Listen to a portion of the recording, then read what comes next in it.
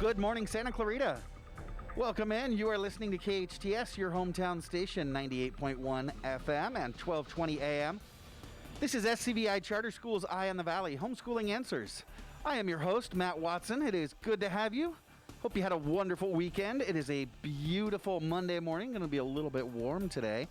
It is gorgeous here in the Valley. This special edition of Eye on the Valley, Homeschooling Answers, is brought to you by KHTS in collaboration with SCVI and iLead Charter Schools. You know, we come to you live each day, Monday through Friday at 9 a.m., providing support and updates for you on your distance learning journey, even though school is over now.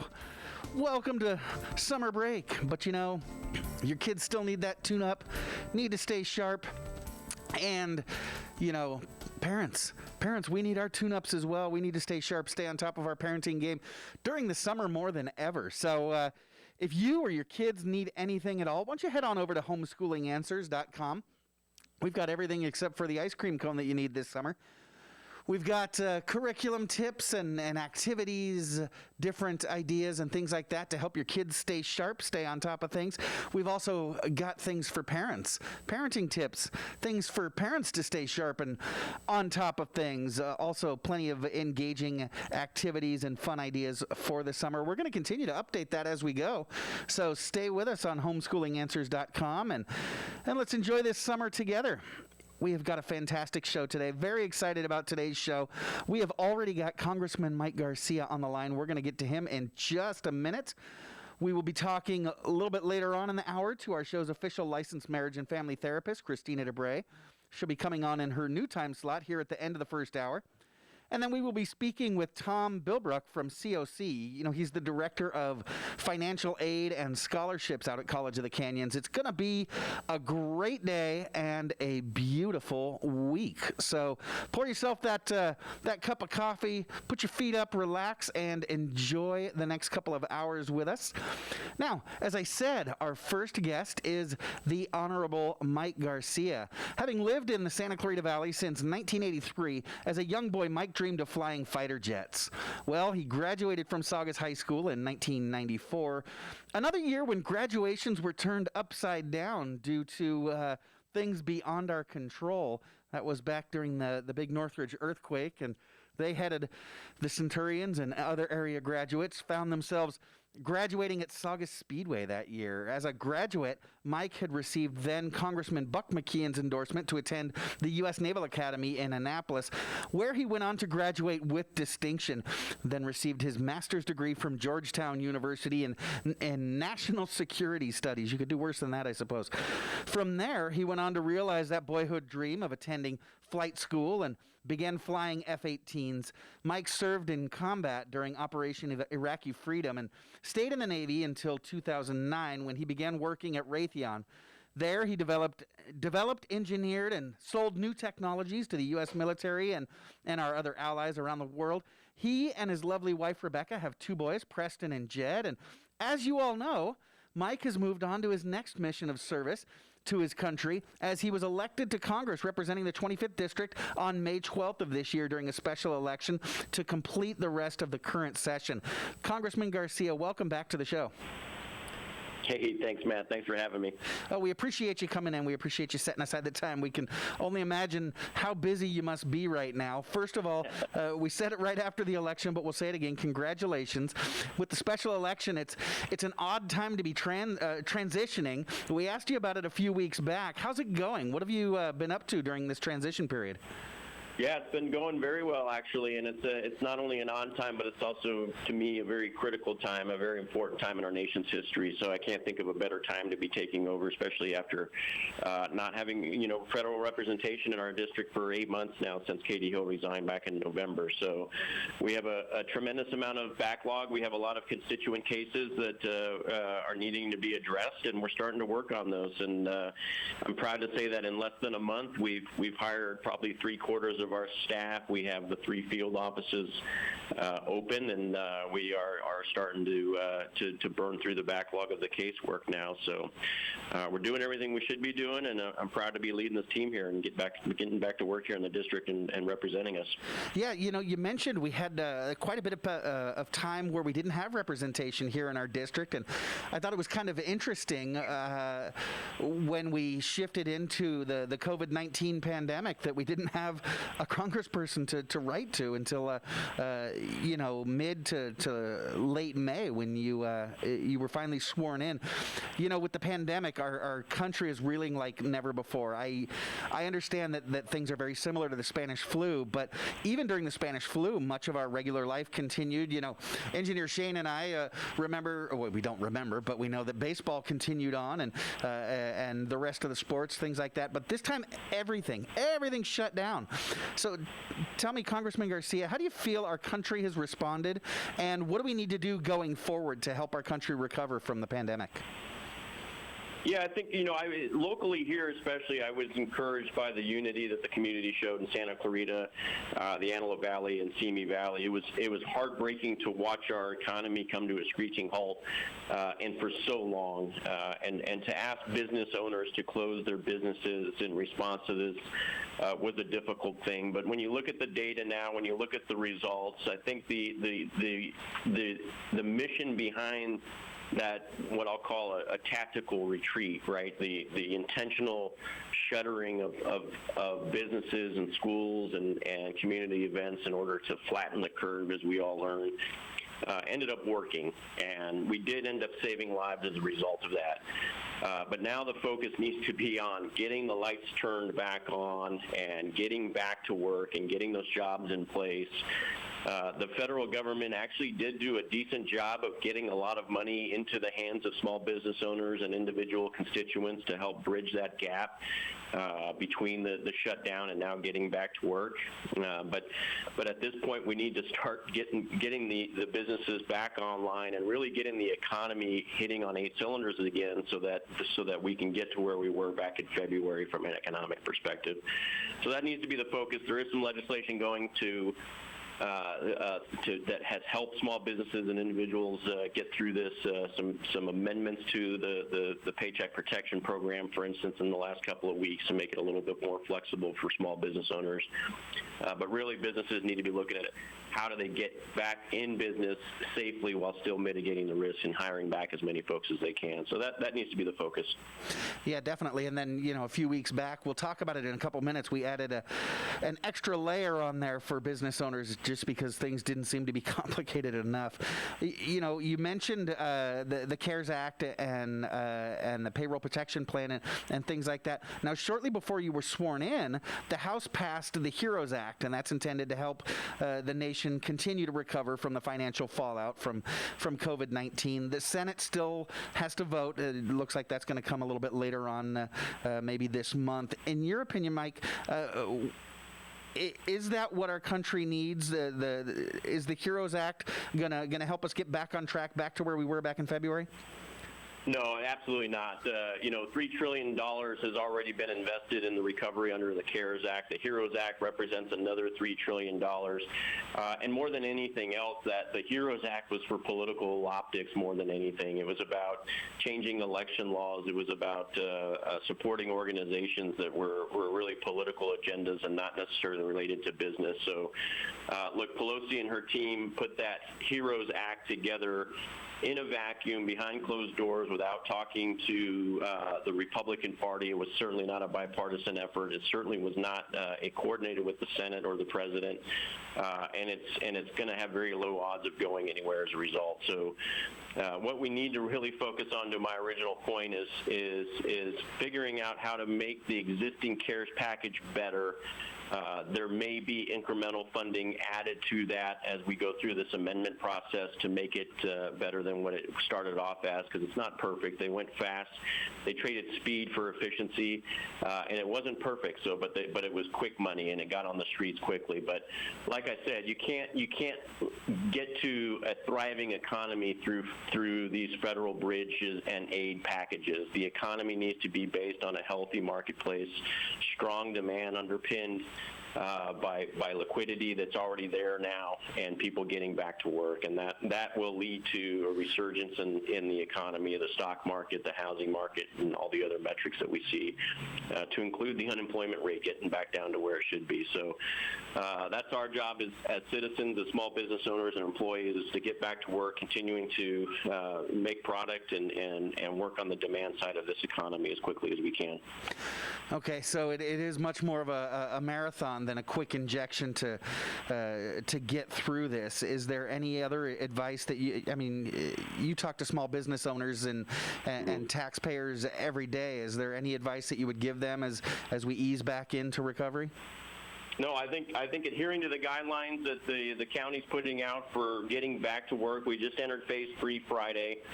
So pay attention to what you're doing and really adhere to those guidelines and make sure you're taking care of your employees, taking care of your customers. We don't want a resurgence of the infection rates with COVID-19. We certainly don't want that. That will again potentially slow us all down. So it's certainly not get back to life as normal, but it's get back to work, mitigate the risk as much as possible. And I do think it will be sooner rather than later. I don't think this is a 5-year recovery thing. I don't even think it's a year. I think if we collectively do our jobs, adhere to the guidelines, get back to work and continue to reinvest in our communities, then we will be back on step and be hitting on 8 cylinders again within a matter of a few months, in my opinion. So I think that's the message. Pay attention to what you're buying, where it's made. I think we all realize now our dependency on China is probably stronger, and we have a huge weakness relative to China right now in terms of pharmaceuticals, but also in terms of supply chain dependencies. So pay attention to what you're buying and where it's made, and reinvest in America, reinvest in your local communities. And, I will be donating as well 10% of my gross pay from this congressional position to local nonprofits and charities. And because it was the nonprofits and the charities that helped us get through these tough times over the last few months. People needed more help more than ever, and those nonprofits and charities really helped build that bridge for a lot of folks. So I personally will be committing 10% of my gross pay to help replenish the coffers for the nonprofits and charities. And people I'd encourage other folks who are in a capacity to do so to do that as well. And that's what makes Santa Clarita the greatest city in the nation. It makes our district the greatest district in the nation, and I look forward to giving back. Yeah, definitely. And really appreciate that. Here on the show, we featured quite a few nonprofits, and obviously donations have been, and other charitable giving has been way down this year with, people just getting a little bit nervous about the economy. And then, of course, we went through the spring having to cancel all of those keystone fundraising events for a lot of our local nonprofits. And I'm sure that's happened around the country. Mentioning that you're going to graciously donate 10% of your salary. Have you decided which specific charities, or are you going to do a bit more of a shotgun approach where you're going to kind of scatter it around? Have you got any plans for that 10%? Both. I'll be making the decision at the end of each month, and then I'll be sending a check to the recipient at the beginning of each month, and I'm going to do that at least through the end of this year, through December. But I'm looking at all the options, and Rebecca and I are kind of just talking about everything that's going on and who would be best suited. Obviously, it will be for a good cause, but also for an organization that runs with good efficiencies so that the money is getting to the right places quickly, but also, as high of a value as possible. So we're working through all that right now. So more to follow. Sure, and I'm sure your phone was started ringing off the hook as soon as you announced that. Yeah, you can imagine. Absolutely. It's a good thing, though. It's a good thing. Definitely. And again, very grateful and very inspired if the rest of us out there are able to do something like that. We've got literally hundreds of worthy causes here in and around Santa Clarita. Mike, we've got quite a few other topics that I want to talk to you about. We do need to pay the bills around here as well. So I want to head out to a quick commercial break, and then we'll come right back if you can continue to join us. Can you stick around, Congressman? Yeah, absolutely. Absolutely, Matt. Thanks. Wonderful. Like I said, we're going to take that quick commercial break, and we will be right back. For more information on how COVID-19 and some of the other issues in the news are affecting our valley, please go to hometownstation.com and click on the red banner. There you're going to find tips on the economy, health updates, special business hours, and much, much more. You are listening to SCVI Charter Schools Eye on the Valley, Homeschooling Answers. I'm your host, Matt Watson, on your hometown station, KHTS. Hi, this is Bob Schertz with the Way Out Recovery SCV, reminding you that during these unprecedented times, addiction and mental health do not take a break. If you or someone you love are struggling, please give us a call at 661-296-4444. We are open and here to help you during this time. Thanks. Loss of hearing can affect the quality of life. Santa Clarita Hearing Center can help. They specialize in both preventative hearing loss and corrective measures, including diagnostic tests, new technology hearing aids, cochlear implants, hearing protection, and tinnitus treatment. They can adjust your current hearing aids or fit you for new ones. Santa Clarita Hearing Center also offers sleep molds, swim molds, and musician monitors. Book an appointment today. Log on to SantaClaritaHearingCenter.com. Located on McBean Parkway next to the hospital. That's SantaClaritaHearingCenter.com. Hi, Santa Clarita. This is Rosemary with Beyond Harmony Med Spa with some great news about Kurt Stinson. Now, why am I telling you about a plumber? When I had a horrible plumbing situation at my house, Thanksgiving morning, house full of people, of course I called Kirk. He rushed right over, took care of our problem. The prices were so reasonable, I couldn't even believe that I was paying that on Thanksgiving Day. If you need a plumber, Kirk Stinson is the guy to call. Plumbing by Kirk, 263-6519, or visit plumbingbykirk.com. At iLead Agua Dulce, we believe the most important thing a child can learn in school is who they are. Life's real tests are never standardized, which is why we've developed an individual-based curriculum that values exploration, cooperation, and creativity. As our learners grow, so do we. Our tuition-free charter school is currently enrolling grades TK through 7th and adding 8th grade in 2020. Your young learner will be immersed in a unique environment where possibility and self-discovery are at the core of every experience. The Agua Dulce campus features beautiful indoor and outdoor spaces for hands-on inspiration, including a robotics lab, a garden bed, a greenhouse, and a technology-based exploratorium. iLead Agua Dulce is conveniently located on the east side of the Santa Clarita Valley, just off the 14 freeway. Check out our homeschool options too. To schedule a campus tour or learn more about our programs, visit iLeadAguadulce.org.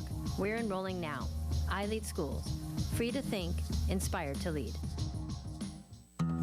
Have you heard about Assistance League Retail Store? For a good time and a great deal and bargains that are an amazing steal, there are friendly volunteers ready to share a smile. So come on in and stay a while. We take donations on gently used goods, and proceeds from our sales stay in the neighborhood. So for a great buy and a special find, come visit our store anytime. Assistance League Resale Store located at 24369 Main Street in downtown Newhall. Your hometown station. KHTS is the only station I listen to. 98.1 FM and AM 1220.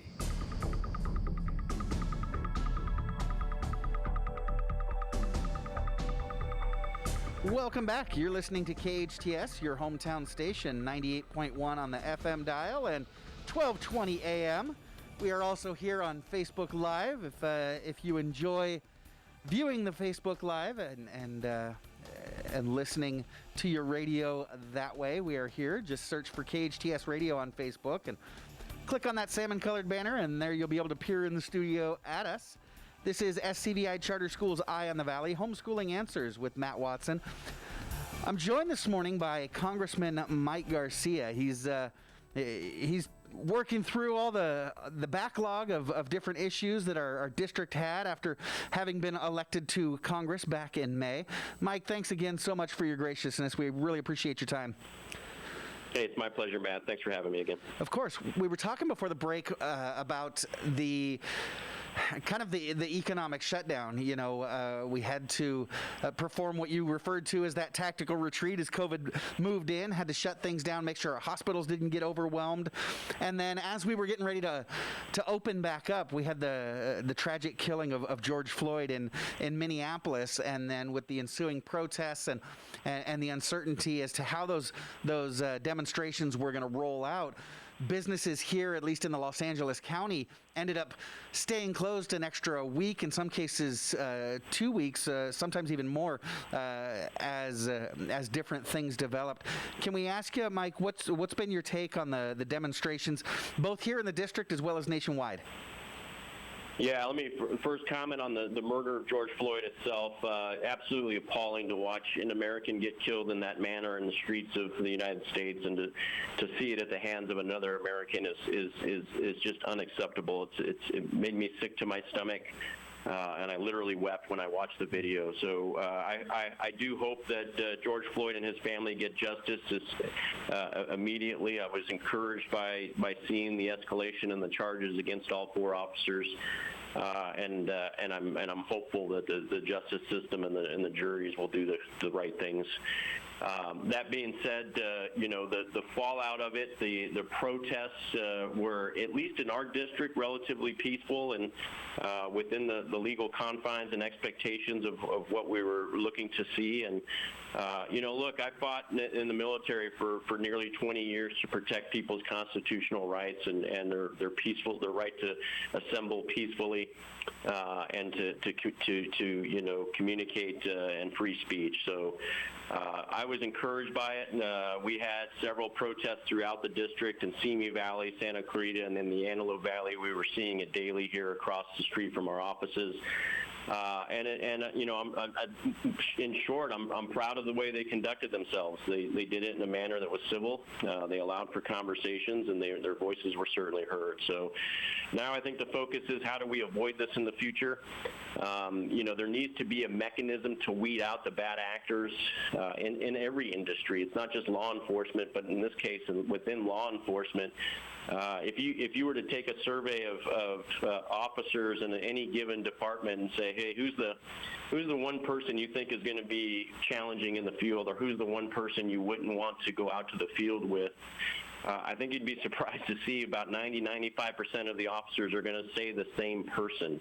So if the forces recognize that, and if there's a history on top of that, then we absolutely do need to be able to have those conversations. And how do we either remove this person or get them the training so that they're not either a loose cannon or a risk to the community around them. And to me, that needs to be the focus of the conversations right now. This discussion of defunding the police is asinine. Anyone who believes that we need to defund the police, especially in these times, isn't paying attention or doesn't really understand their community or society at large. So to me, the focus is on how do we get the bad actors out. Yeah, definitely. And I agree with you 100%. I was here and watching very closely, obviously, the different demonstrations, and so proud of our community, how we kept things purposeful. This is our purpose, and we stuck to it. So I know you've got your eyes on so many different issues going on right now in Congress that concern your district. But Mike, have you been speaking with any of the leaders of the protests? Have you been listening? What voices have you been listening to in terms of what's going on in our country and where we need to go? Yeah, I've been talking to leaders of several organizations, churches, leaders in the black community within the district.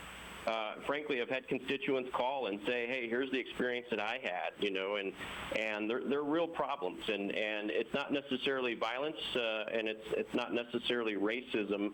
In some cases, it's prejudice, and we're all, there's prejudice is in many cases just as bad as racism. So listening to those voices, the subconscious prejudice that folks have against others is something that we need to work on in this country. And our country's not perfect.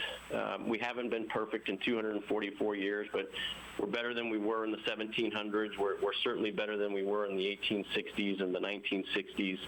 But what we're hearing from the constituents is we still have some room to work on, and there's opportunities in all of society. It's not just within law enforcement to treat each other better, to treat each other with more equality and more fairness.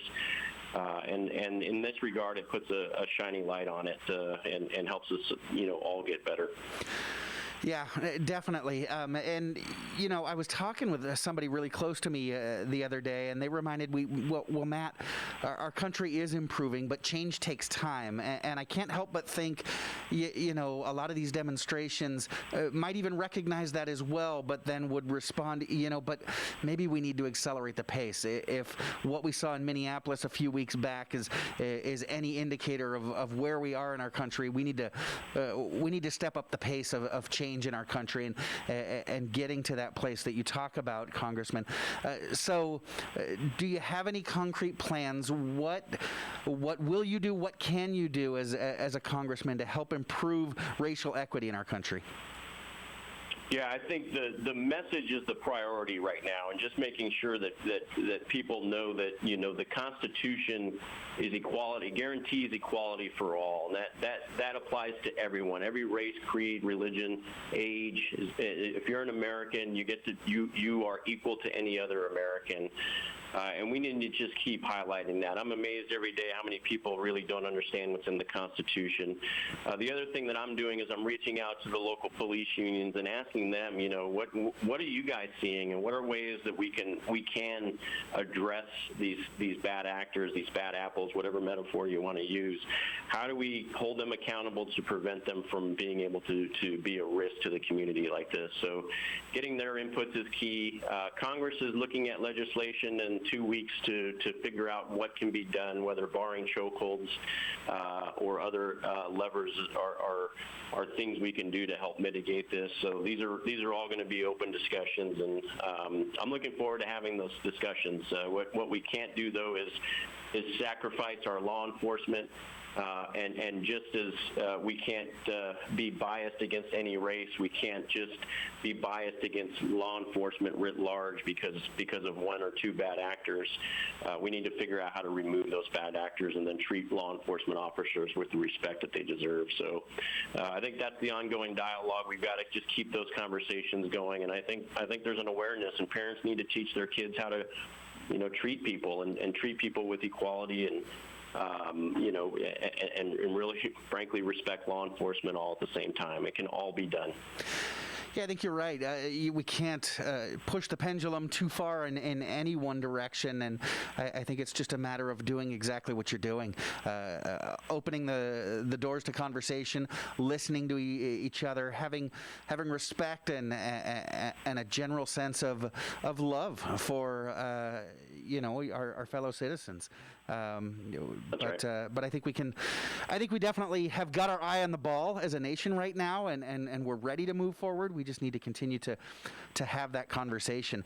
Now, we've talked about the demonstrations and all the social unrest, things like that. We talked about COVID-19, and both of these things have affected, your new profession pretty profoundly, as a lot of Congress members have been talking about how can we continue forward with our business while still being able to quarantine and stay home, and can we still run our government while we're staying safe at home? So this new idea of remote voting in Congress has come up. Mike, what are your thoughts on remote voting for Congress people?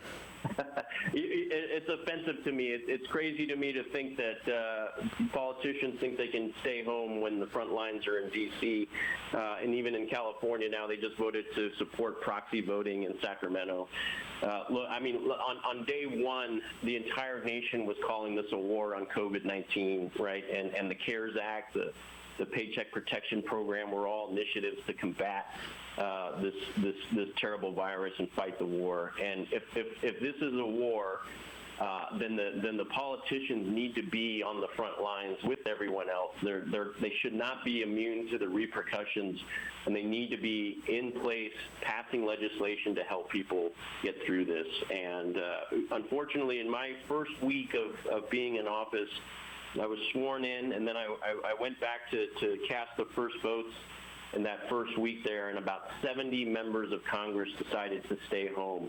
They put their own needs and safety ahead of the needs and safety of the entire nation in front of their constituents, and they allowed another member to represent them. And when you think about how scary that is, if each member is allowed to carry 10 votes by proxy vote, that means that you can have as few as 43, 44 people representing the entire nation. And that just, it flies in the face of the history of the Constitution and what this country's made up of and what the People's House is supposed to be doing. So, look, I'm more than happy to fly across country if it means I get to contribute to the cause and the solutions that will ultimately get us through this nightmare, but also help us evolve as a country and get better as we move forward. So I will not be participating in the proxy votes. I was again flabbergasted to see Sacramento last week.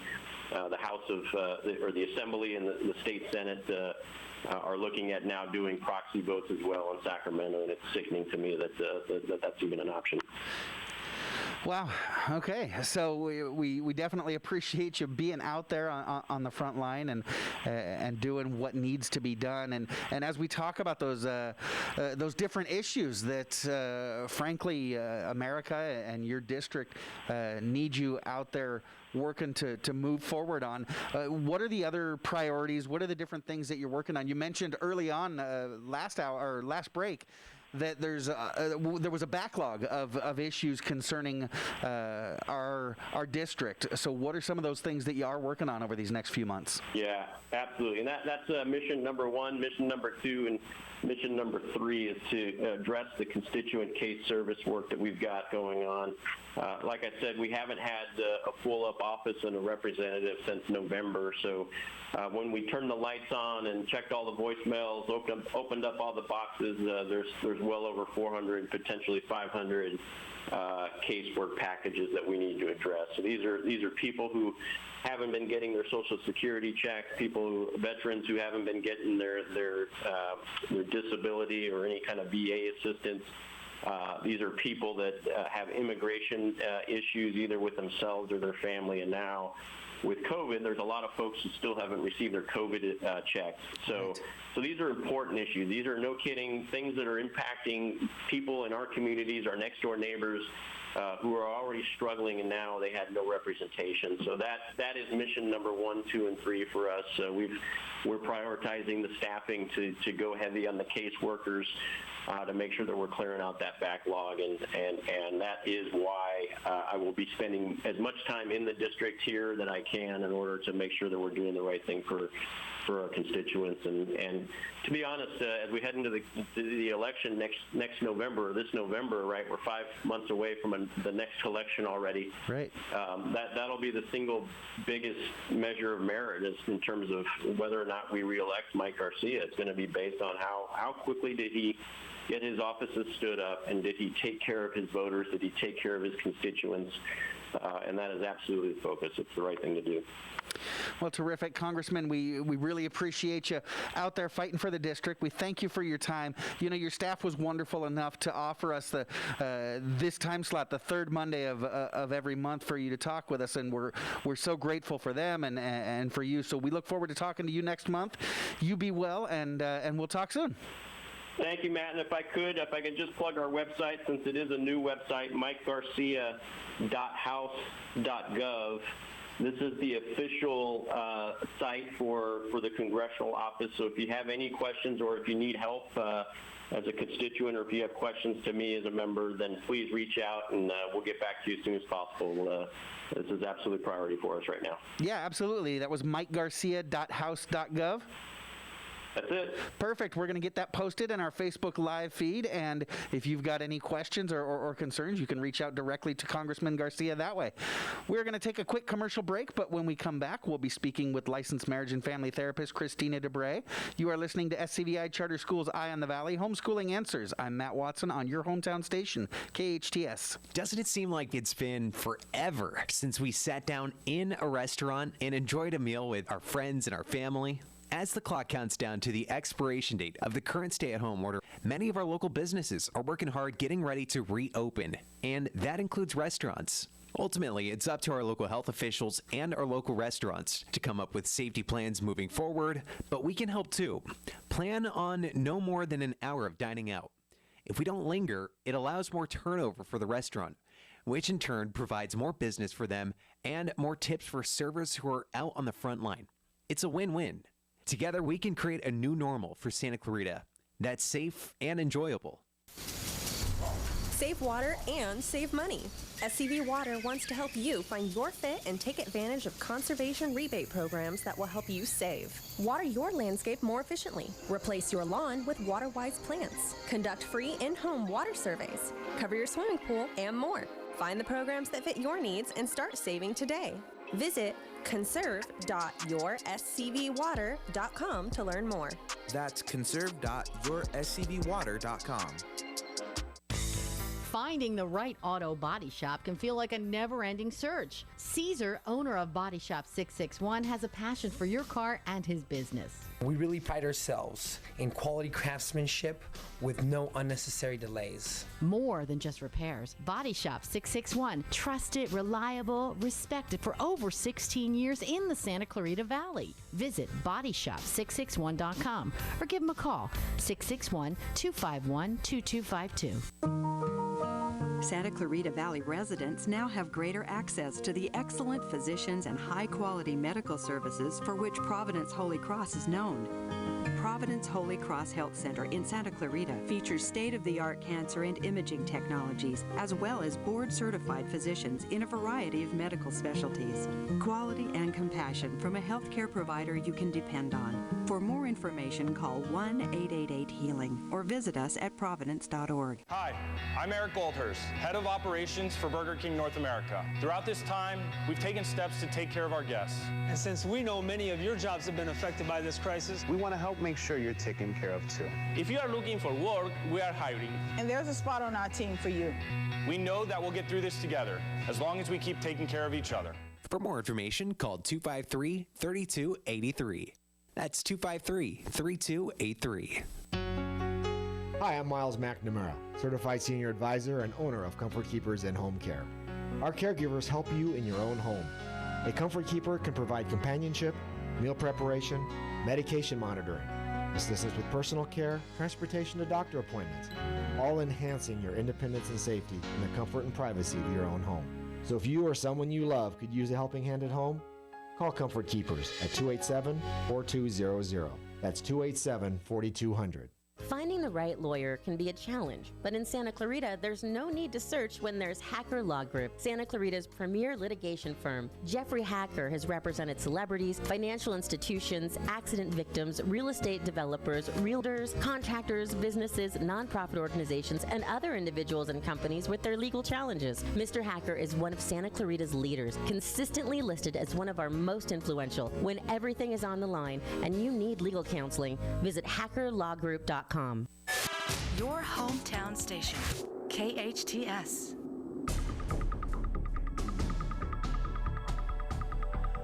Welcome back. You're listening to KHTS, your hometown station, 98.1 FM and 1220 AM. This is Matt Watson, and you are listening to Eye on the Valley, Homeschooling Answers, brought to you by SCVI and iLead Charter Schools. We are now joined by our show's official licensed marriage and family therapist, Christina DeBray. Christina has got an amazing story of resilience and determination. You know, she was quarantining before it was cool. She was keeping her social distance before any of y'all were on the bandwagon. You know, through her journey with cystic fibrosis, she's had to deal with this stuff all of her life and experienced a significant amount of trauma and grief and had to build up her own system of resilience, as you will. And rather than just laying back and saying, woe is me, my life has been tough, she decided to take that unique experience that she had and turn it into a way to help others, and decided to head off to Cal State Northridge and Pepperdine University and get her degrees and become a licensed marriage and family therapist, where she can help other people that are dealing with trauma and struggles and grief in their life. She studied extensively things like I said, trauma and grief, but she's also studied suicide prevention and child and adolescent interventions. She's got tremendous experience speaking with a variety of groups, including medical professionals and organizations, patients, schools, parents, business professionals. Christina, welcome in. Good morning. Good morning. Now, when you came on and we were speaking before during the commercial break, you announced that you have breaking news to share with us on the air. What have you got? I just saw an article that the fireworks are, they're going to do the fireworks on 4th of July. Woohoo! Right here at the Town Center Mall. It's actually just been posted on hometownstation.com. So we're going to get to have some moniker of normalcy and celebration for our 4th of July holiday coming up in just a couple of weeks. Did you guys realize that it's coming up that quickly? So yeah, head on over to hometownstation.com and check out that article there. Thank you so much, Christina. You know, Christina, we talked last week a little bit about your specialty, EMDR, and how helpful it is in helping us work through some of that deep trauma and grief that we experience. And you know, I realized that we use that word so much. I use it almost every day in your introduction, the word grief. But when we talk clinically, I really don't know that I understand the word fully. So, Christina, can you talk with us a little bit about grief? What is grief? So, grief is really represents our reaction to loss. So it's when something happens that closes the chapter and starts a new chapter. And it can be something small, like, hey, we're graduating and now we have to go to the next phase, whether that's getting a new teacher or moving to junior high or high school or college.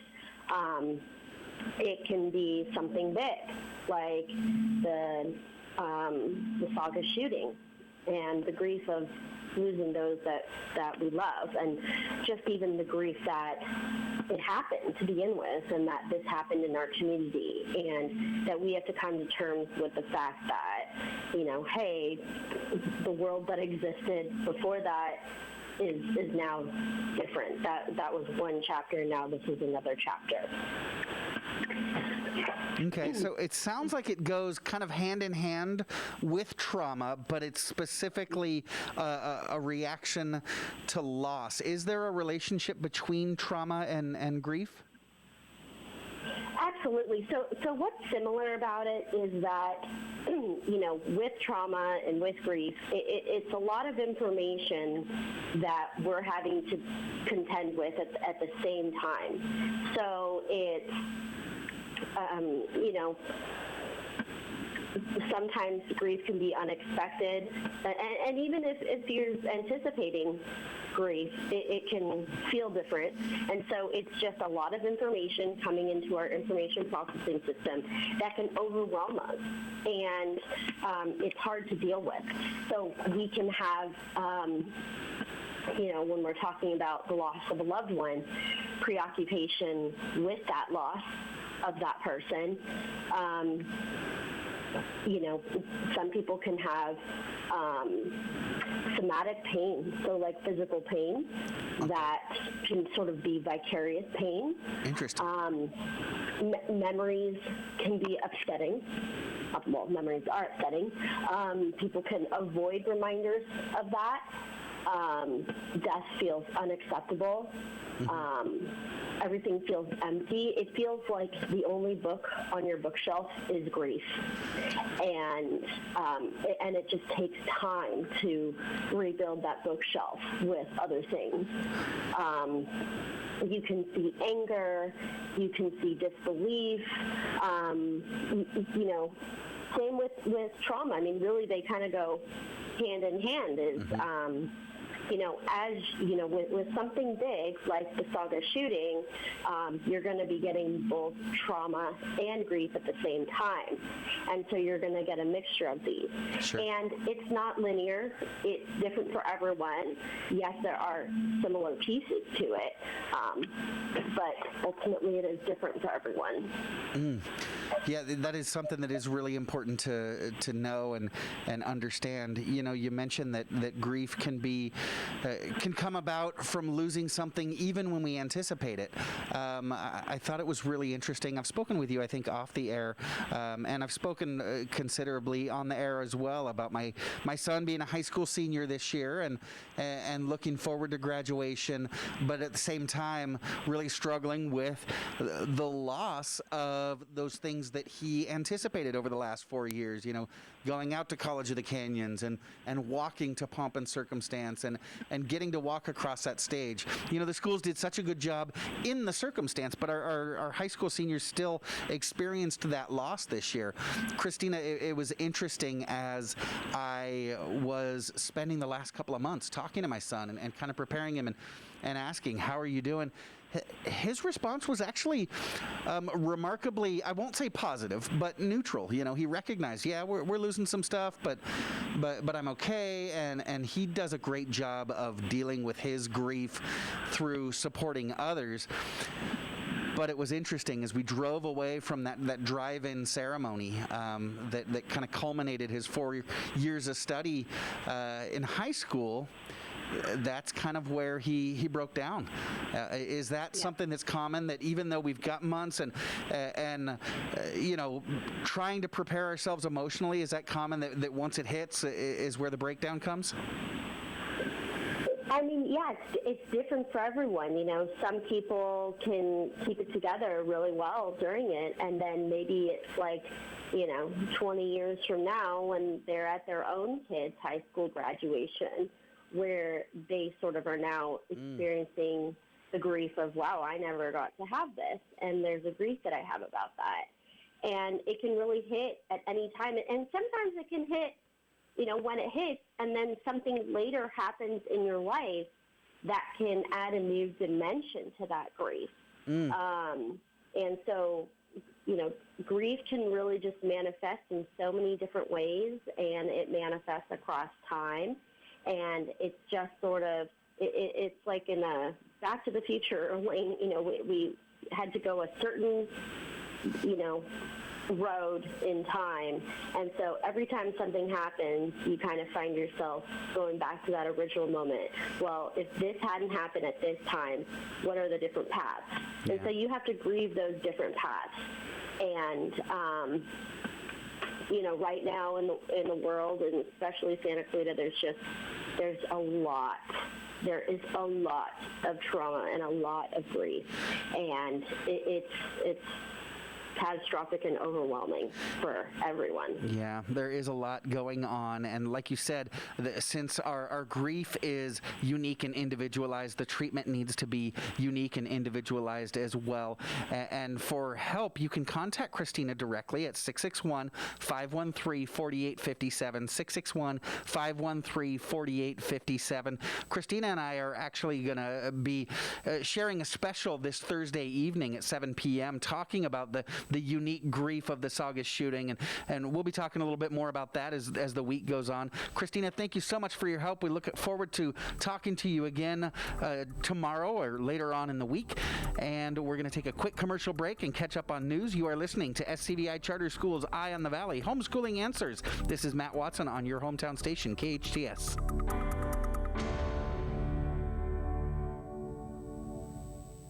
The best live theater can be found right here in the Santa Clarita Valley. The Canyon Theater Guild has been entertaining audiences for decades with top quality musicals and plays. Located on Main Street in Old Town Newhall, CTG also offers workshops for the young actor in your family.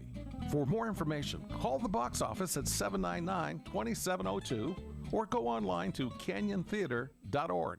With many auto dealers currently closed, Reeves Complete Auto Center is open to handle service and repairs for your vehicle. With a 2-year, 24,000-mile parts and labor warranty, Dave Reeves and his team have been exceeding their customers' expectations for decades. Reeves Complete Auto Center is here for you while your dealer is closed. On Soledad and Ruther, ReevesService.com. Reeves Complete Auto Center, caring about Santa Clarita and you. Santa Clarita Valley residents now have greater access to the excellent physicians and high-quality medical services for which Providence Holy Cross is known.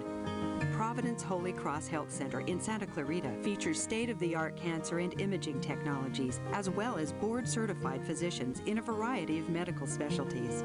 Quality and compassion from a healthcare provider you can depend on. For more information, call 1-888-HEALING or visit us at providence.org. The coronavirus has put us in a position of creating a new normal. Family Law at Home understands. Their goal is to meet you in the safest place possible, and these days that might be in your own home in a virtual meeting.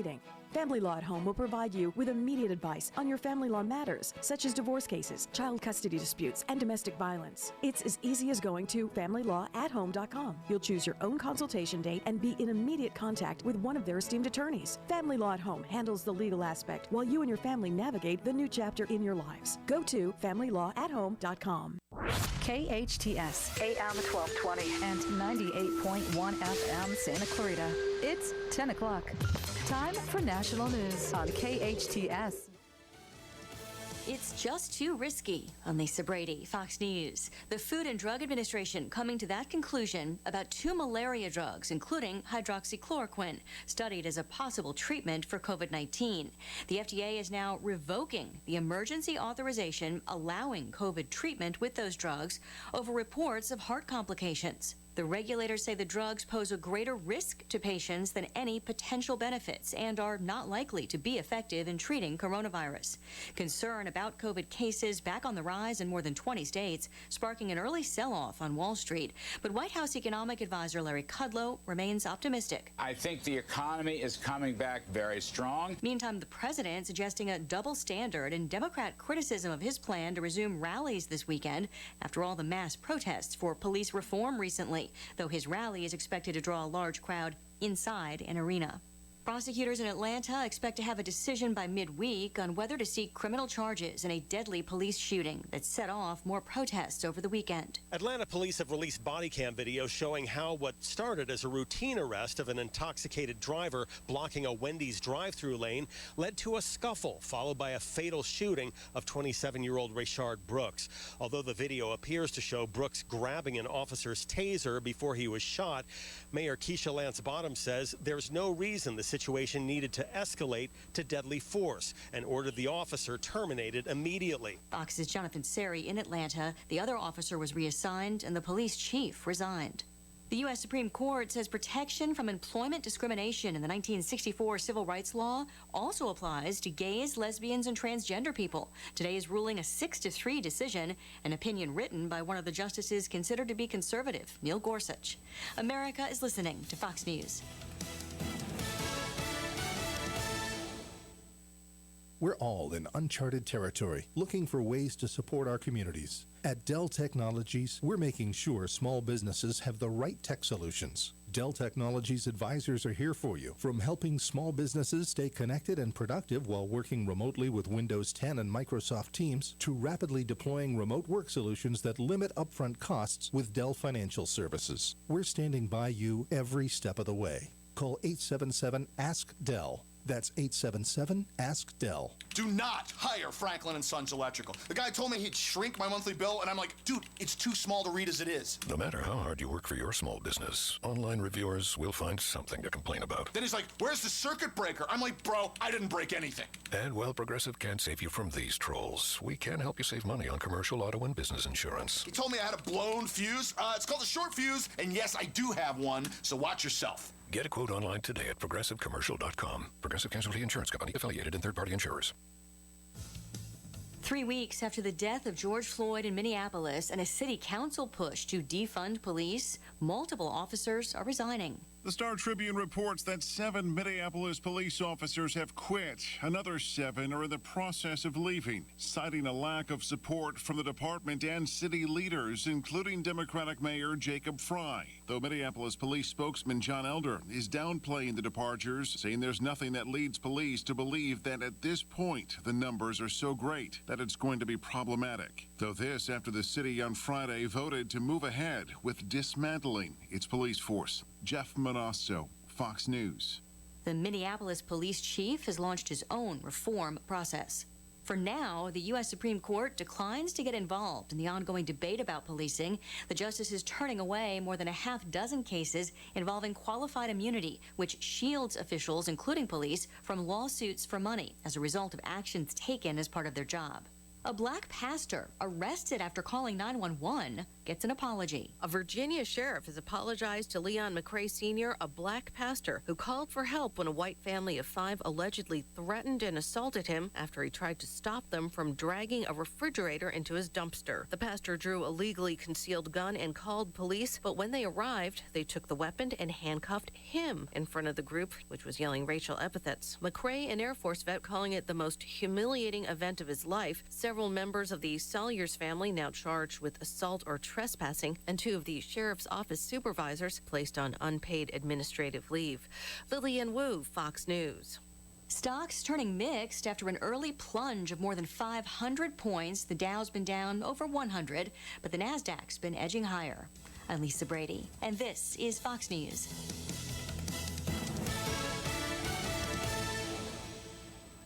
Thanks for listening to KHTS AM 1220, Canyon Country, California. K260CO 98.1 FM, Santa Clarita, California. At iLead Agua Dulce, we believe the most important thing a child can learn in school is who they are. Life's real tests are never standardized, which is why we've developed an individual-based curriculum that values exploration, cooperation, and creativity. As our learners grow, so do we.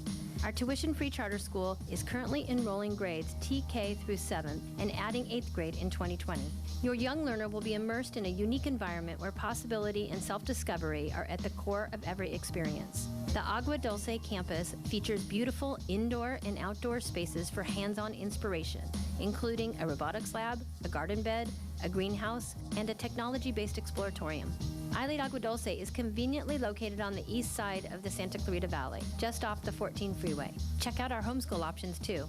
To schedule a campus tour or learn more about our programs, visit iLeadAguadulce.org. We're enrolling now. iLead Schools. Free to think, inspired to lead.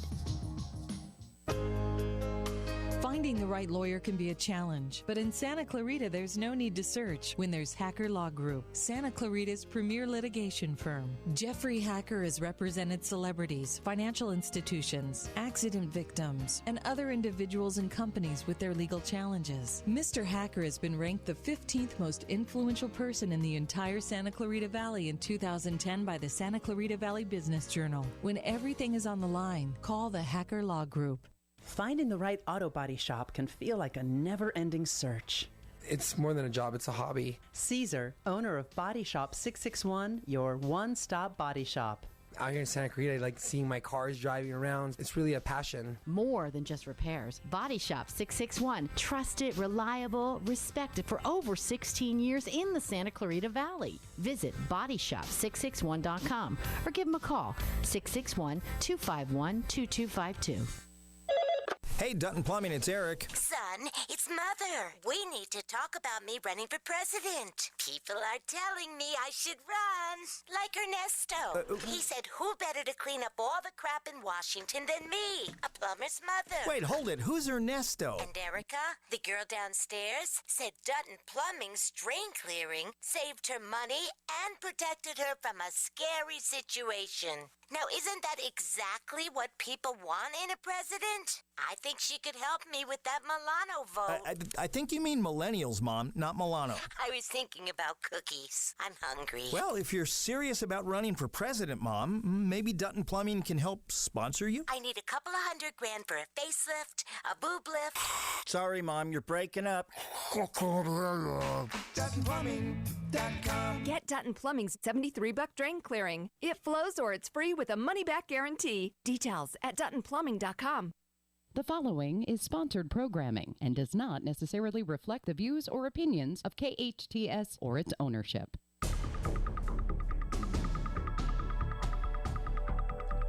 Welcome back. You're listening to KHTS, your hometown station, 98.1 FM and 1220 on the AM side. This is Matt Watson, your host. You are listening to SCVI and iLead Charter Schools Eye on the Valley, Homeschooling Answers. before we took that break, we were talking with Christina, and she's always got some important information for us. She broke that news that the city is going to have their traditional and annual 4th of July fireworks celebration, so we're excited about that. But don't forget, we've got another of the major holidays coming up this week. Yes, this week. Father's Day is on Sunday. Shane, I saw your eyes get nice and wide. You didn't forget Dad, did you? No, I did not, but you scared me because I had that one planned. I didn't know if there was some other, mystical holiday that I was forgetting about. Maybe Mother's Day has happened twice this year. You never know. So you had me on my toes. Well, moms certainly would deserve a second Mother's Day, but dads are important people too. And, sometimes we neglect dads. Sometimes dads neglect us, but dads are important people, and they deserve to be celebrated. So maybe as you listen to this second hour of Eye on the Valley, you pop open the laptop and start looking around on Amazon or Googling good ideas for gifts for Dad.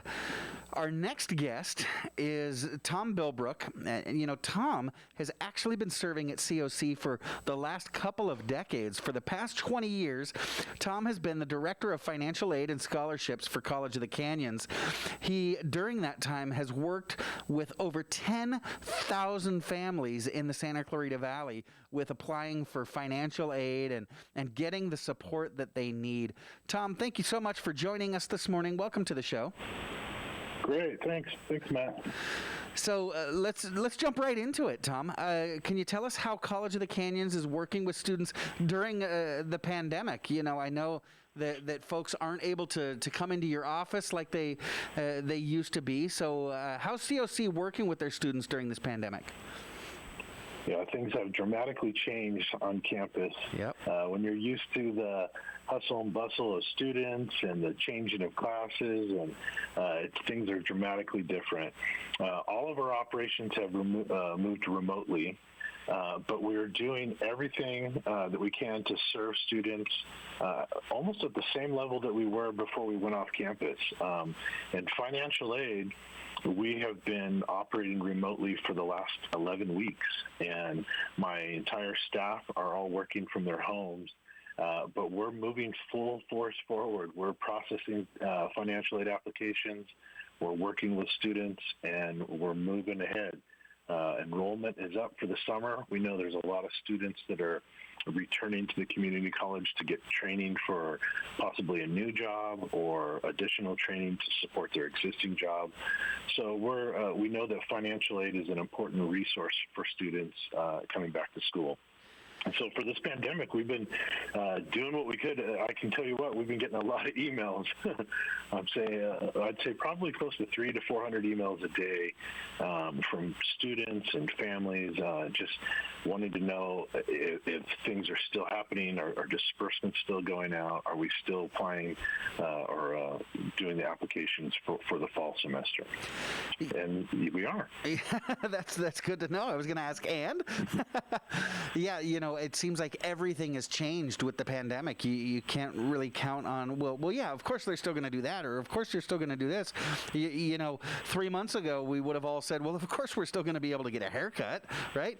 Right. But it's good to hear that you guys are up and online, because as you mentioned, you don't just have, I'm assuming, of course, you don't just have the regular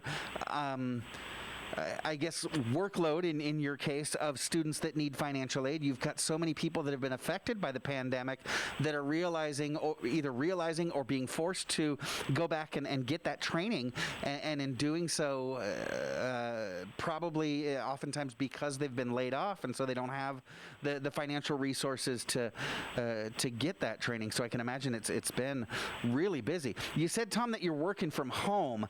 I would tell my son who's going into college this next semester, if he were out at COC during normal times, well, if you need the financial aid office, just look for that biggest building and wander in and start asking. But it's not that simple anymore. How do folks find you? Yeah, that's a great question. Our website has the most current information for the college, canyons.edu. You can go to the financial aid page. It's canyons.edu/money for the number 4 college, money for college. That'll take you right to our main page. We have contact information on there. We have links to for students to still set up appointments with counseling through the financial aid office. You can talk with a virtual, it's not even virtual, it's through Zoom. It's a live chat with some of our financial aid experts helping students with application questions. But probably the fastest way that students can contact us, and it's the most common way right now, is through email. That's FINAID, FINAID @canyons.edu. And I have 10 staff members answering emails all day. And it's a challenge because typically we're talking to students in our lobby or, face-to-face or over the phone, and you're able to have a conversation because a lot of the questions that students have or that parents have, it requires a back-and-forth exchange of information, and there's always follow-up questions. So what starts as one email turns into 10 emails. So we're really working hard to answer the emails as quickly as possible, hoping to get back to campus soon so that we can get our phones turned back on and then find our new way of serving students on campus in the future. But right now, email is the best way, but I like to send students to our website because it's got a variety of ways they can reach out to us.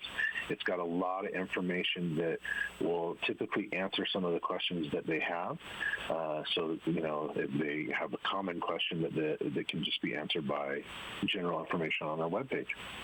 Terrific, and I've posted both of those on our Facebook Live feed, the website to the financial aid office at COC, as well as the email address. You said it's finaid@canyons.edu? Yeah. That responsiveness, I can't tell you. I'm sure other people tell you all the time, but it is so important for parents and for students as well. I had an experience not long ago where I reached out and tried to call the financial aid office at the institution where my son's going to be attending next year, and of course I got the voice recording. They're off campus. It's COVID-19, and they're not in the offices, and so I sent an email, and they responded to me via email saying, no, that's a different office. Call this number. And I was excited to be able to get somebody on the phone because, as you said, that exchange back and forth is so important. Well, of course, I called that other number, and they said, yeah, we're out because of COVID-19. And I just found myself banging my head against the wall. So that responsiveness is so important. And we love that you're providing help for your students there at COC. So what help has College of the Canyons been able to provide for students impacted by COVID-19? Yeah, the president signed legislation called the CARES Act, and there was a big part of that CARES Act that was meant to help students in schools and higher education. And each of the schools, individual schools, got money that were used to help the school through the transition to remote learning, but additionally provided a large chunk of money for emergency grants for students. So at College of the Canyons, we got a little over $3 million that we are awarding directly to students who were impacted by COVID during the spring semester. There's qualifications, obviously, for the grant money, but it's a $700 grant that students can use to help them through the transition to move to remote learning. You had to be Title IV eligible, which typically means you have to fill out a FAFSA. The FAFSA is used to determine eligibility for financial aid, but it also has a bunch of other things that it checks that they were using to verify eligibility for this CARES Act. And additionally, you had to be taking at least one class on campus as of March 13th, which is when they declared the national state of emergency. So at that point, we have a large group of students. We put out an application. We've already awarded close to, I think, $1.5 million. We sent out money in May. We just sent out money last Thursday, and we have another disbursement coming up on July 1st. So the CARES Act emergency grants, students can apply for those directly through the college on our website, and there's information on that same website that I gave you, and they can just click on that link link, and there's a quick application to fill out. So that was the main way we've been providing support for students. Unfortunately, we can't help every student. There are many students that were impacted by the change of events that weren't able to qualify for grant funds. One of those groups were students that were not U.S. citizens, our Dreamer students. They were not eligible for that grant funding, so the college was able to come up with institutional funding, and we provided additional grant funding for that group of students that we dispersed to last Thursday. Wow, that is amazing. I've been having these conversations for the last couple of months now with you and your colleagues. It blows my mind how creative you all are there out at COC and able to, in some cases, improve your level of service in response to the pandemic. It's absolutely amazing. So students, whether they qualify for the CARES Act funding or are looking for just your regular annual financial aid support, how can they apply? What do they need to do to apply for financial aid at COC? Yeah, the critical part for applying for financial aid is the FAFSA. That's the free application for federal student aid. That's the main application that students will fill out for applying for financial aid. But it's a little tricky. The FAFSA comes out every October. October 1st is when the application comes out, and that's the application for the next coming school year. So the application for this fall semester, fall 2020, that application came out October of 2019. So we're already months into processing applications for this upcoming semester. The FAFSA is all online. The information, the application is all done online, and that's where we are typically providing support for families, is helping them get through the application process, helping them with the income section of the application. That's where a lot of parents and students get a little confused. The application looks at prior year income. So the application for this fall, they're looking at your tax return information from 2018.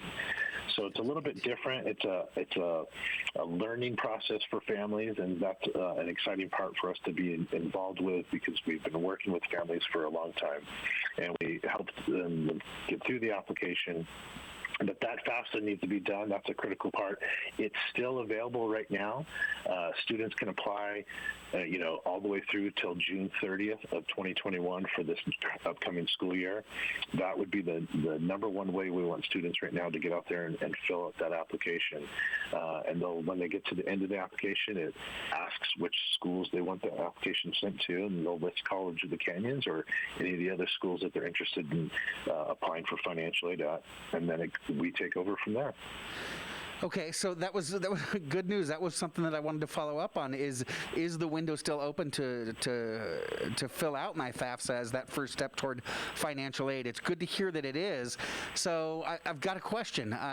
If I decided recently that I want to, or I need to go back to school and I want to go to COC, but I'm now finding myself competing with folks that have been filling out their FAFSA and applying for financial aid since last October.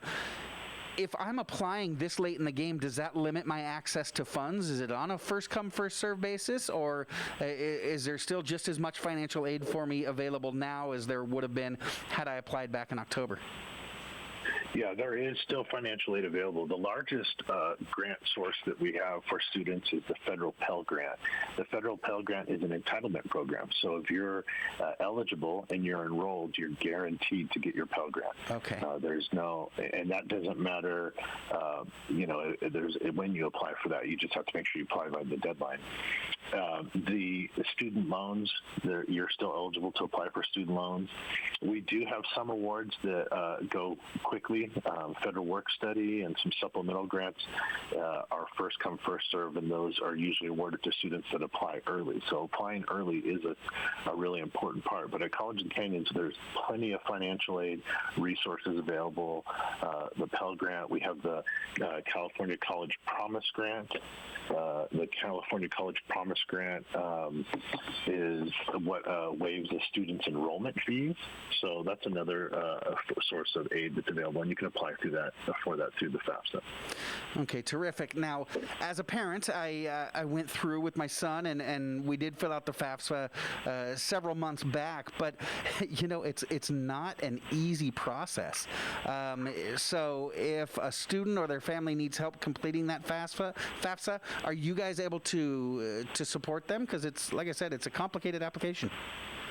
Yeah, what we're trying to do right now, this is a new thing for us. What we're learning to do is we've been trying to help students through either Google Meetup or our Google Hangouts or Zoom or any of the ways that we can try new technology to talk and work with parents online.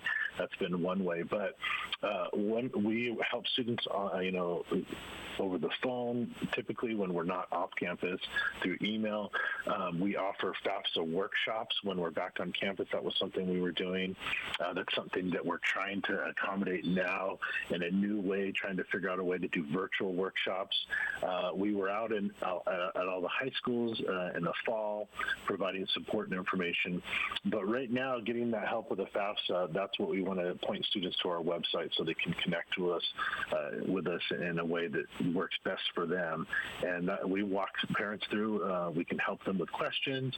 Most of the parents will find that their students are pretty savvy and pretty intuitive with helping students get through that process, or we're helping their parents get through that process, I would say. Because you got to have an email address, you got to create a login and a password, and that's the first steps. And we have a lot of parents that's the part where they get stuck. So we're really working hard to empower students to go through the application. And when you really do get the part that's where you need assistance, we're there to help. Yeah, it's an interesting time of transition for students. It's funny, at the beginning of my son's senior year in high school, he was still very used to bringing home all the paperwork for Dad, and here, you've got to fill all this stuff out for me, and then I'll just go drop it back off at the office tomorrow. To now, as he's applying for college and enrolling in college, everything is on his plate, and he's got to fill out these applications. Right. So it's an interesting period of transition. We're speaking this morning with Tom Bilbrook, Director of Financial Aid and Scholarships at College of the Canyons.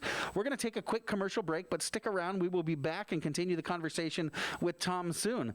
You are listening to SCVI Charter Schools Eye on the Valley, Homeschooling Answers. I'm Matt Watson on your hometown station, KHTS. Your building sign is essential to getting customers to your location. Feathers can help you get your business noticed. Feathers, now in a new, larger space with plenty of parking. They walk you through each phase of your project with special attention to detail and quality. Feathers will provide you with a sign that you can be proud of. Your sign will draw customers in instead of having them drive by. Visit Feathers online at feathersigns.com or go to Feathers' brand new, bigger location at 26017 Huntington Drive off Rye Canyon or call 298-9442. We all know sometimes people lose their way. If you or someone you know is struggling with addiction, the Way Out Recovery SCV may have the answers you've been waiting for. The Way Out is the premier intensive outpatient treatment center serving Santa Clarita. Asking for help is the first step. Call The Way Out today, 661-296-4444. That's 296-4444 for a private free assessment. The Way Out is an accredited, affordable outpatient program that accepts most insurance. Call us at 661-296-4444 or check us out online at thewayoutrrecoveryscv.com. Quit battling with yourself. Ask The Way Out for help today. At iLead Agua Dulce, we believe the most important thing a child can learn in school is who they are. Life's real tests are never standardized, which is why we've developed an individual-based curriculum that values exploration, cooperation, and creativity. As our learners grow, so do we. Our tuition-free charter school is currently enrolling grades TK through 7th and adding 8th grade in 2020. Your young learner will be immersed in a unique environment where possibility and self-discovery are at the core of every experience. The Agua Dulce campus features beautiful indoor and outdoor spaces for hands-on inspiration, including a robotics lab, a garden bed, a greenhouse, and a technology-based exploratorium. iLead Agua Dulce is conveniently located on the east side of the Santa Clarita Valley, just off the 14 freeway. Check out our homeschool options too. To schedule a campus tour or learn more about our programs, visit iLeadAguadulce.org. We're enrolling now. iLead Schools. Free to think, inspired to lead. Cbc Cleaning and Restoration is ready and waiting to clean and disinfect your home or business during these trying times. CBC is certified, OSHA trained, and insured for COVID-19. They are now offering 10% off services plus free disinfection application through June 30th. All staff wears full-on PPE, and all equipment is disinfected before and after every job. Have CBC clean your carpets, upholstery, and hard surface flooring. Voted best commercial and residential cleaning company in the Santa Clarita Valley year after year. To take advantage of the COVID-19 special or more information, call CBC at 294-2221. That's 294-2221. At Advanced Audiology, we know how important hearing is to you, your loved ones, your work success, your safety, and your ability to stay in the game. Most people won't admit hearing loss to themselves or others. We make it easy for you. Today's digital hearing aids come in a variety of styles, including invisible. All feature-rich, providing unparalleled hearing quality, wearing comfort, and automation that simplifies your life. Don't be fooled by our imitators. There's only one Advanced Audiology with the purple sign next to AAA on Valencia Boulevard. Hi, I'm Eric Goldhurst, Head of Operations for Burger King North America. Throughout this time, we've taken steps to take care of our guests. And since we know many of your jobs have been affected by this crisis, we want to help make sure you're taken care of too. If you are looking for work, we are hiring. And there's a spot on our team for you. We know that we'll get through this together, as long as we keep taking care of each other. For more information, call 253-3283.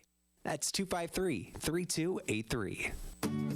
Comfort Keepers provides your loved one with loving in-home care. Miles McNamara, certified senior advisor and owner of Comfort Keepers in-home care. Our caregivers can help you in your own home, enhancing independence, creating safety and comfort. Our Comfort Keepers provide companionship, meal preparation, medication reminders, assistance with personal care, and even transportation to doctor's appointments. If someone you love can use a helping hand at home, visit comfortkeepers.com. Or call 287-4200.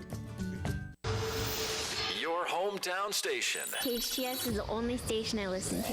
98.1 FM and AM 1220. Welcome back. You are listening to KHTS, your hometown station. 98.1 FM and 1220 AM. This is SCVI and iLead Charter Schools Eye on the Valley, Homeschooling Answers. I am your host, Matt Watson. We are talking this morning with the Director of Financial Aid and Scholarships at College of the Canyons, Tom Bilbrook. Tom, thanks again for joining us this morning. We appreciate it. Sure. You know, we were talking before the break about financial aid and all the support that you guys provide, not just financially, but then help with the process of completing the applications and doing everything that you need to do to get your FAFSA in and things like that. You guys provide a tremendous amount of support. So what are some of the struggles that you're finding that your students face when they're applying for financial aid as they come into your office, or I guess kind of metaphorically speaking, now coming into your office digitally? What are the things they're struggling with? You know, as we were talking before the break, I think one of the struggles that we see students and parents often encounter is just getting it started, getting their foot in the door.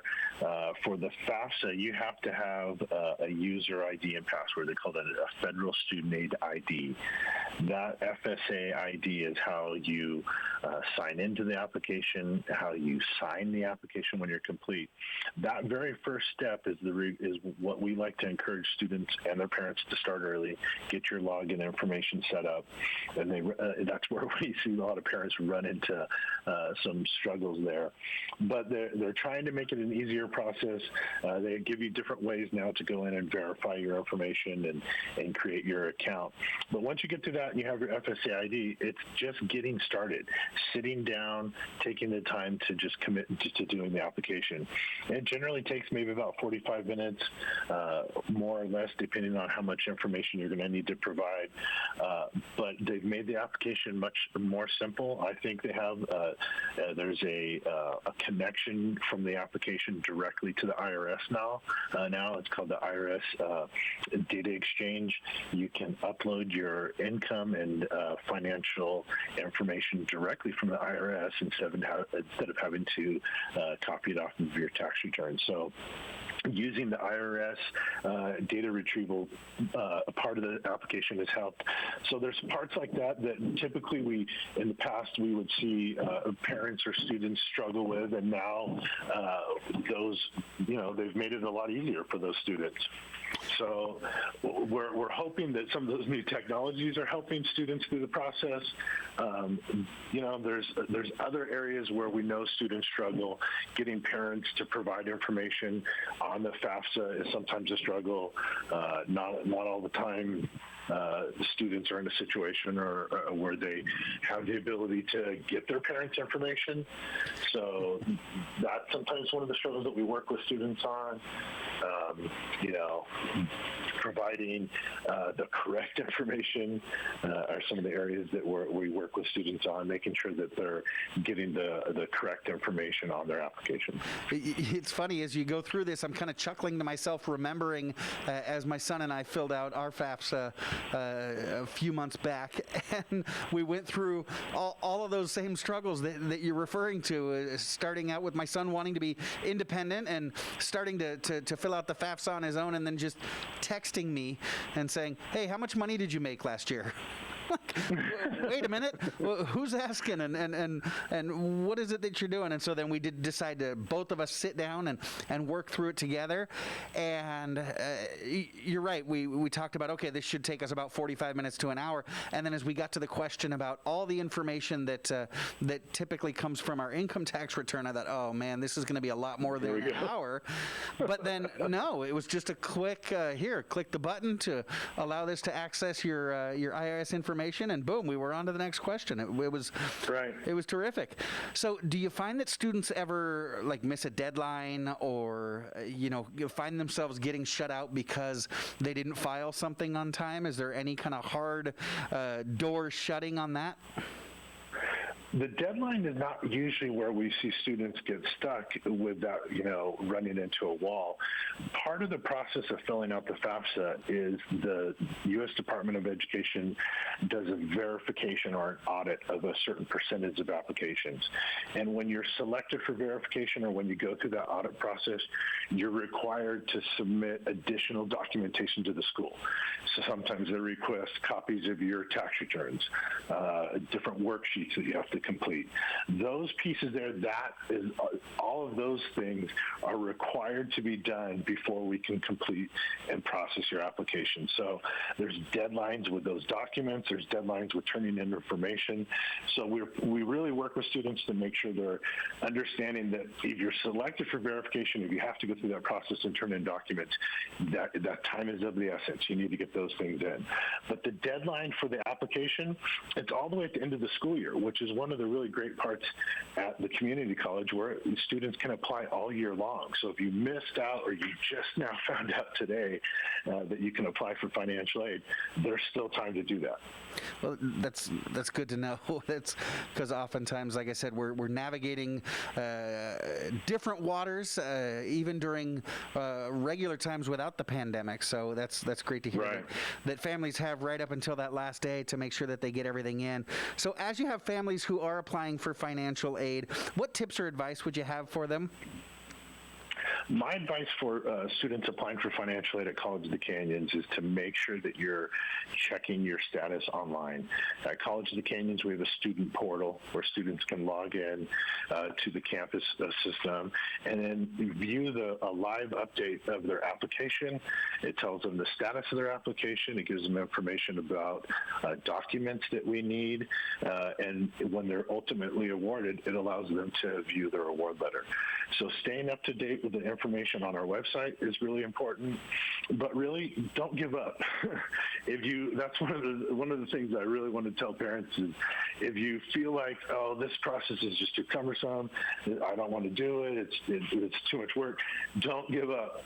You push through, get help if you need help, but get the application in, and then we can help you from there. But that's the really important part, is making sure that you go through the process. And I think one of the big things we see is a lot of parents or students will assume, well, I make too much money, I'm not going to apply. It's not, we won't get anything, which is not always the case. We have a lot of families that are eligible for aid that they weren't aware was available to them. So it's important to get that application in. So I'm looking at, it was interesting. I always post on Facebook who my guests are going to be that day. And one of our listeners sent in a couple of questions that I wanted to ask you about. One of them just talks about the never-ending interest that binds people to student loans that seems to go on forever and ever. Do you have any take on student loans and how students can, I guess, most effectively make use of those loans that are sometimes necessary in order to get through college without being saddled for decades with debt? Yeah, that's a really great question. My advice would be to make sure that you're looking at all resources available, applying for scholarships, grants that are available through maybe the state or through the institution, making sure you're applying for all the need-based types of aid. And if you do need to borrow, which is perfectly fine, it's a mechanism of financial aid. There are many students that borrowing is the only way that they can pay for their classes or their cost of attendance. But the important part is to borrow wisely, to only borrow what you need to cover your fees and the things that you need to be a successful student. Don't borrow more than you need. You know, just because you can borrow thousands of dollars, maybe you don't need that much.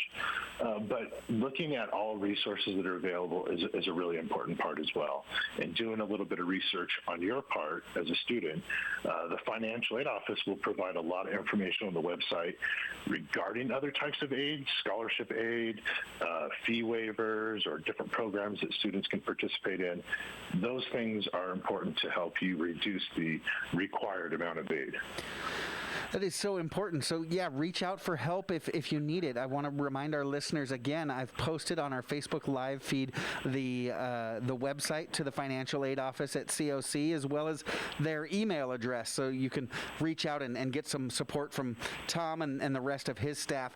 Now, that listener added a second question that I thought was a really creative and out-of-the-box notion in regards to financial aid, mentioning that sometimes the best financial aid that I can get and other students can get is affordable housing near campus, because housing costs can, especially here in the Santa Clarita Valley, can be a little bit difficult. You know, rent has gone up quite a bit over the last several years here in our valley. Tom, do you know of any programs that would help with affordable housing near campus? I don't have any programs specifically that help with housing near campus, but that's why we want students to get started through the application process, so that they can, we can see what their need is, how much financial support they need, and but we don't really have any programs per se that assist students with housing other than our general financial aid through grants or loans. A lot of the students that we have are commuter students. We have a large group of students that are living at home still, but for the students that are looking for housing, it continues to be a struggle. We live in a high rent area, which oftentimes forces students out of the area. Yeah, so that kind of help is really important. Tom Bilbrook is the Director of Financial Aid and Scholarships at College of the Canyons. Tom, we want to thank you so much for joining us this morning. Thanks for your time and everything that you're doing for the students at COC and folks in and around our community. You be well, sir. Thanks again. No problem. Thanks, Matt. Have a great day. Of course, you too. All right, we've got one last commercial, and we will be right back. We're going to be talking about, the rest of this week on Eye on the Valley. We've got a very unique week, some fun and exciting things coming up this week for you that we're going to preview when we come back. You are listening to SCVI Charter School's Eye on the Valley, Homeschooling Answers. I am Matt Watson on your hometown station, KHTS. Santa Clarita, bedbugs are taking over our city. They've invaded our homes, our businesses, and most importantly, our sleep. If you have suspicious bites that appear nightly, or have a bug that you need ID'd, your best option is to make one call to All Pro. We offer a 100% guarantee that your bedbug issues will be solved with heat in one treatment. No need to tent or spray your house with chemicals. Heat is all you need. Call 661-298-2200 or text me a bug picture to 661-645-0540. It's time to sleep tight again, SCV. This is Bradley Gross from Santa Clarita Grocery. Santa Clarita Grocery serves fresh groceries to families, individuals, and those experiencing homelessness. At Santa Clarita Grocery, out of every dollar donated, a full 99 cents goes directly to the needs being addressed. As an all-volunteer-led organization, we operate on a 1% overhead, receiving no government funding for our operations in the community, resulting in us being one of the most efficient charities in the Santa Clarita Valley. If you're looking to support the good for our community, please consider partnering with us by donating to Santa Clarita Grocery. What is donated is specifically kept in the Santa Clarita Valley, helping over 3,000 families, including 5 other community charities. Please visit our website, santaclaritagrocery.org, or visit us on social media or call us at 425-7575. That's 425-7575. Comfort Keepers provides your loved one with loving in-home care. Miles McNamara, certified senior advisor and owner of Comfort Keepers in-home care. Our caregivers can help you in your own home, enhancing independence, creating safety and comfort. Our Comfort Keepers provide companionship, meal preparation, medication reminders, assistance with personal care, and even transportation to doctor's appointments. If someone you love can use a helping hand at home, visit comfortkeepers.com. Or call 287-4200. The best live theater can be found right here in the Santa Clarita Valley. The Canyon Theater Guild has been entertaining audiences for decades with top quality musicals and plays. Located on Main Street in Old Town Newhall, CTG also offers workshops for the young actor in your family. For more information, call the box office at 799-2702 or go online to canyontheater.org. Santa Clarita Valley residents now have greater access to the excellent physicians and high-quality medical services for which Providence Holy Cross is known. Providence Holy Cross Health Center in Santa Clarita features state-of-the-art cancer and imaging technologies, as well as board-certified physicians in a variety of medical specialties. Quality and compassion from a healthcare provider you can depend on. For more information, call 1-888-HEALING or visit us at providence.org. Hey, Dutton Plumbing, it's Eric. Son, it's Mother. We need to talk about me running for president. People are telling me I should run, like Ernesto. He said, who better to clean up all the crap in Washington than me, a plumber's mother. Wait, hold it. Who's Ernesto? And Erica, the girl downstairs, said Dutton Plumbing's drain clearing saved her money and protected her from a scary situation. Now, isn't that exactly what people want in a president? I think she could help me with that Milano vote. I think you mean millennials, Mom, not Milano. I was thinking about cookies. I'm hungry. Well, if you're serious about running for president, Mom, maybe Dutton Plumbing can help sponsor you? I need a couple of $100,000 for a facelift, a boob lift. Sorry, Mom, you're breaking up. DuttonPlumbing.com. Get Dutton Plumbing's $73 drain clearing. It flows or it's free with a money-back guarantee. Details at DuttonPlumbing.com. Your hometown station, KHTS.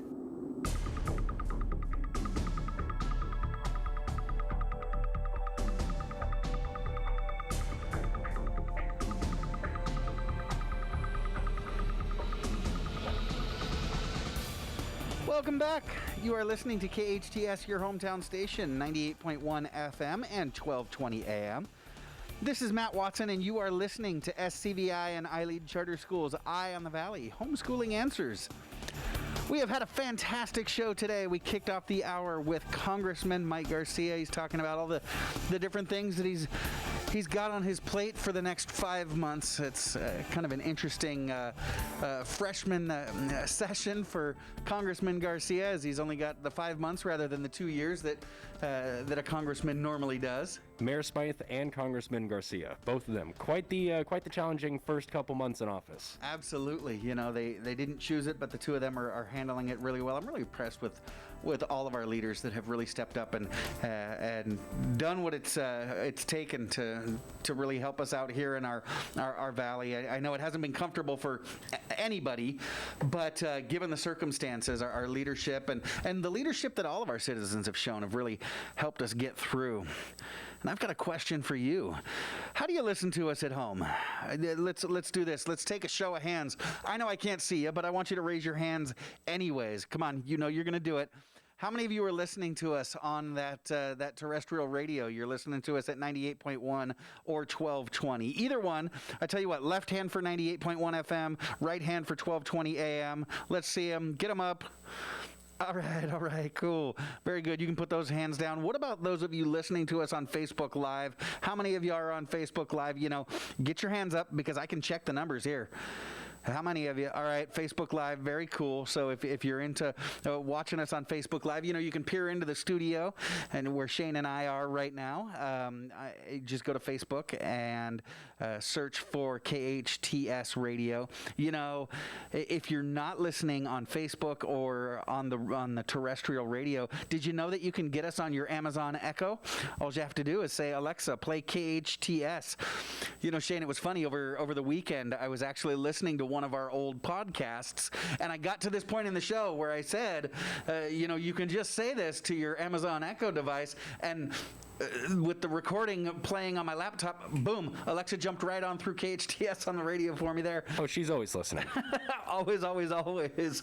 And, you can also download our app at KHTS. We've got an app that you can download on your Android or iPhone device, and you can stream live. You can listen live as well as catch all the news updates and all the different features that KHTS has on their website, whether it's Restaurant Row or anything like that. So make sure that you are staying tuned. And it is real simple to listen online. I was able to get my 81-year-old grandfather through text message to tune into to the radio station on the website just on Friday. He had no problems. It's seriously just 2 clicks away right on that homepage. So take a listen, share that link. I know not too many seniors may be very app savvy, but our website is very simple. So real absolutely. easy. And that is a fifth way that you can listen, is just going on to hometownstation.com and streaming live through the website there. I mentioned at the top of the show that we've got a great week, and I'm really excited about this week. We've got some amazing things coming up. Last week we had community member Jim Ventris come in and join us live here in studio to talk about some of those things that we really do need to talk about in our country and in our community about social justice and racial equity in our country. We started that series called Having the Conversation with Jim, and he did a 2-hour sit down with us. We're gonna rerun that conversation. If you missed it last week, you're gonna want to tune in tomorrow at 9 a.m. to hear the conversation that we have with Jim. He had some tremendous insight and some interesting things to say. And for some of those pre-recorded shows, and in particular the one that Matt is mentioning for tomorrow, that one will be available on radio only, so there will probably be no Facebook Live broadcast. So be advised, we might throw up some pre-recorded images or something static to put up there, but just in case you don't see the Facebook Live notification, just know we still are live, just not Facebook Live. Yeah, so tomorrow, thanks for the tip. If you're normally a Facebook listener, please head over to one of those other options that we mentioned, whether it's the website or your Echo device or the actual radio stations themselves. Still not confirmed yet, but have no fear, we are here for you. So no matter what, we're going to be on the air.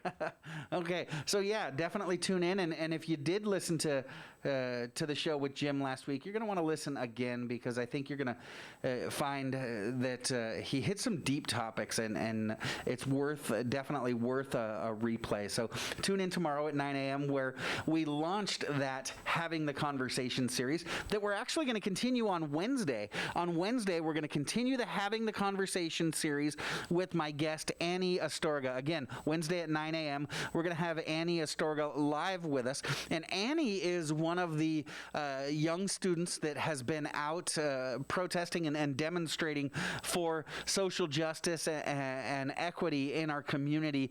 And she was actually the young lady that approached Mayor Cameron Smythe. Mayor Smythe said, I wish I could talk to some of the organizers of the demonstrations. I asked him about that last week, and he said, it's just been difficult to get a read on. There isn't any one identified leader or organizer. And so Annie stepped stepped up and said, hey, you know what, Mayor Smythe, you want to talk to somebody? Talk to me. I'll sit down and talk to you. And so she actually arranged that conversation, sat down and spoke with our mayor at length, along with several others. And so we're going to have Annie in on Wednesday, and we're going to get her take on all the different topics related to what's going on in our community. Looking forward to talking to Annie on Wednesday. Now, since we're rerunning the conversation with Jim Ventress tomorrow, our regular Tuesday guest is Mayor Cameron Smythe. We've asked him to come in, and he's graciously agreed. He's going to be coming in Thursday morning of this week. So, as you know, we always talk with the mayor for the first break, and then we take your questions during the second break. So if you've got questions for Mayor Smythe, go ahead and send them to us, and make sure that you're tuning in on Thursday.